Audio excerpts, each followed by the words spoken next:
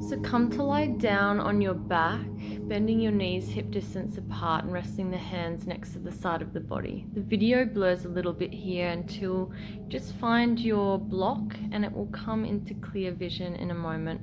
So you can choose the block on medium or low height and place it underneath your sacrum, so that triangular bone at the base of your spine. So it shouldn't be that your glutes are sagging off the block, but it should feel like this really beautiful linear plane from your knees all the way down to your abdomen, chest, and head.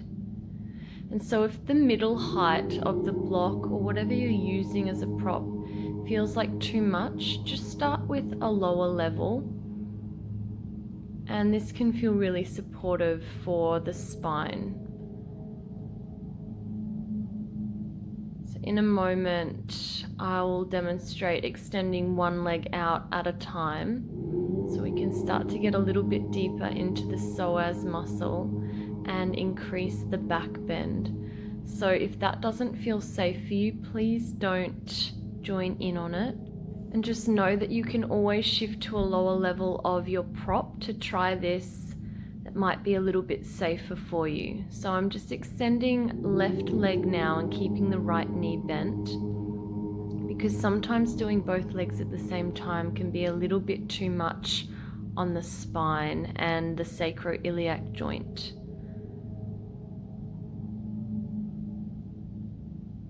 So just notice how this might be feeling in your body.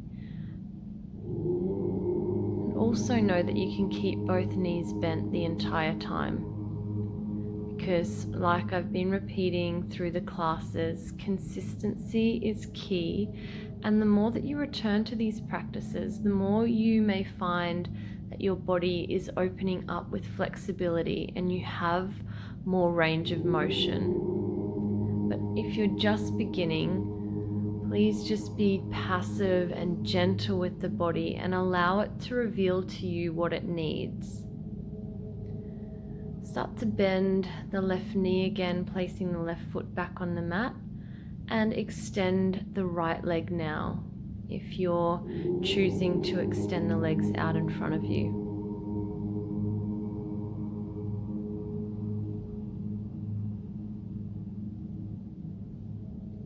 And so here, right leg is completely relaxed.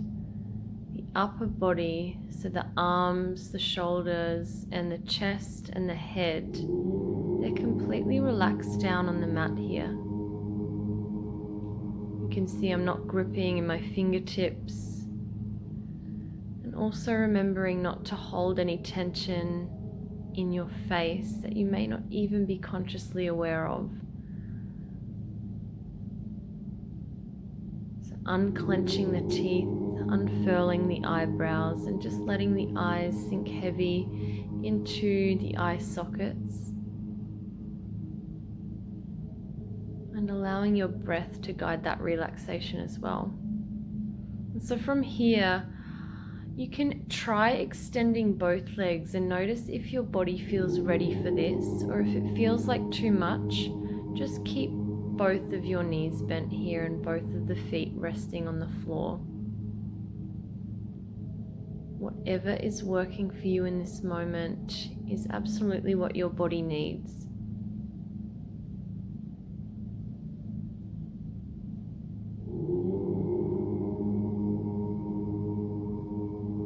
And it might feel particularly intense, as a lot of our actions in our day-to-day life cause a rounding of the spine, so this is moving it in the opposite direction.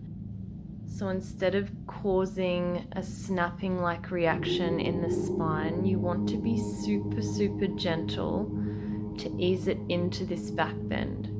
So perhaps you even begin the pose with the block or your prop on the lower level. You might even want to use a cushion here, and then you can move it up to a higher level if your body feels ready.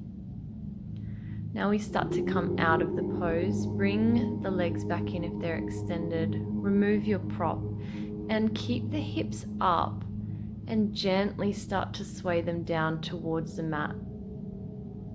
Your back may feel a little sensitive here. Just let that sensation be there. It will pass. So from here, for our rebound pose, for a rest in between, just bring your feet about as wide as your mat and let the knees fall in towards each other. And this just helps to broaden and decompress the lower spine. So it should feel like a really beautiful release and a lovely counter pose to this back extension.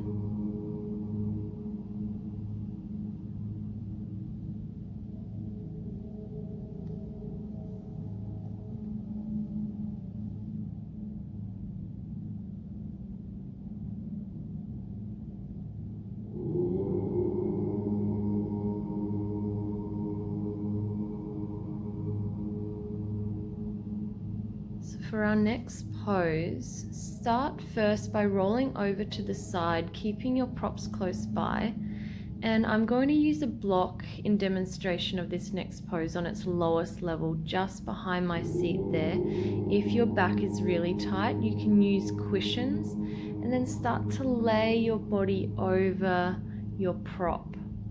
So your seat should be connected to the mat or the ground, and the upper body should be connected to the mat or the ground here as well. So it's like the block or your cushions is just right in the center of your body, opening up the next level of the spine. So we gradually start to work up the spine with these poses.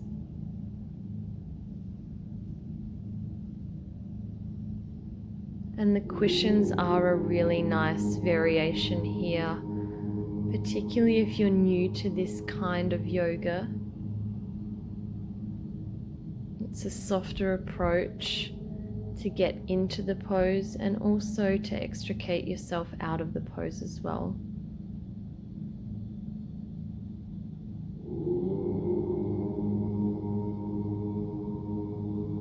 So focusing on your breath.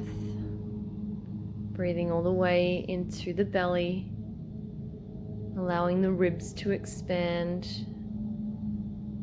and the collarbones to gently rise.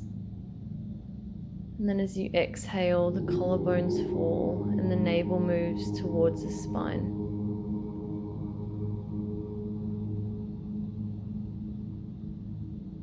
Feeling the sensation of each vertebra in the spine opening up, just by you being passive and being restful here.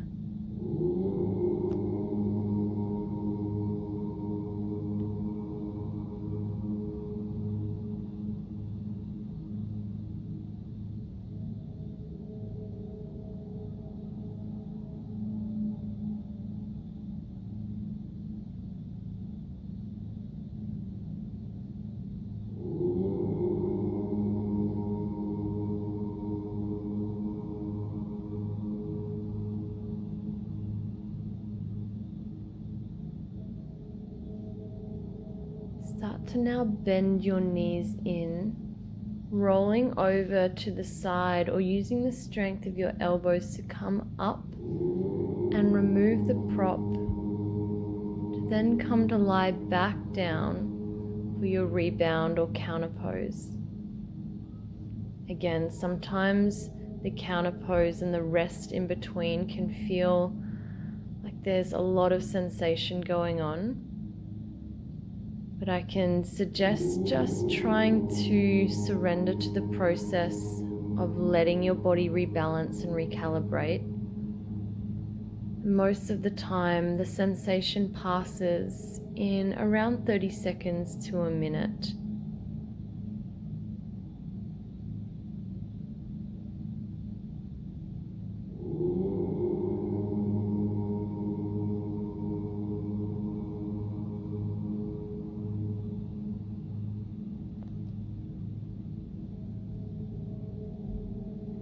And now for our last pose, bend the knees, roll over to your side, coming up to a seat and finding your blocks, props and cushions. I'm demonstrating first with the blocks, so we'll use 2, and one will go along where the bra line is for women, or just underneath the scapular bone, and I have the back block on its highest level to rest my head on. And this is a lovely variation, and I have the soles of my feet together here, so you can have the legs extended or however you choose. The next variation I'm showing is just lowering that back block down to its middle level, and this just slightly deepens the back bend. So palms resting face up next to my body. This last version that I'll show you, and the version that I will end up staying in, is with cushions, and this is lovely at any time. So whether you're new or whether you're advanced, it's a lovely way to practice with soft props, placing it just behind my back and using the block underneath my head here and the soles of my feet together. And if you have a bolster, you can certainly use that. That one cushion just wasn't quite enough height for me, so I'm just using one extra cushion here to provide the height and a deeper back bend, so that when I rest my head on the block, it feels really opening for my chest, my heart, and comfortable for my spine to rest in this place. Choose your arm position of arms in goalpost or up and over the head maybe, or just allowing them to rest by the sides of the body, palms facing up. So again, choosing your variations, and once you start to get creative, get a little bit playful and intuitive with your movements, you'll be able to know what your body needs in the practice and the time that you're practicing. So sometimes I have the soles of my feet together, and other times I'll have my knees bent and the feet placed on the floor, and then other times I'll have my legs extended straight. So just see what works for your body in this moment.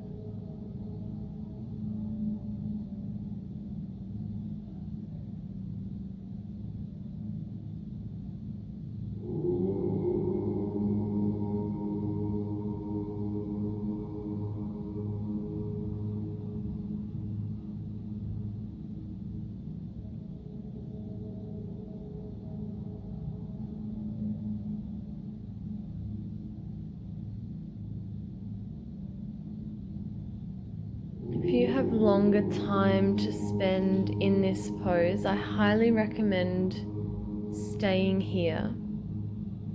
And this is a really great posture to do in the morning.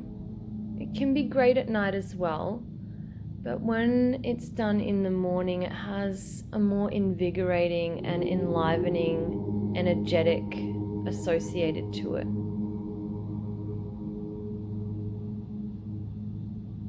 But as always, we practice with intention. And so if the intention is to soothe and to rest and restore, it's appropriate at any time of the day or the night.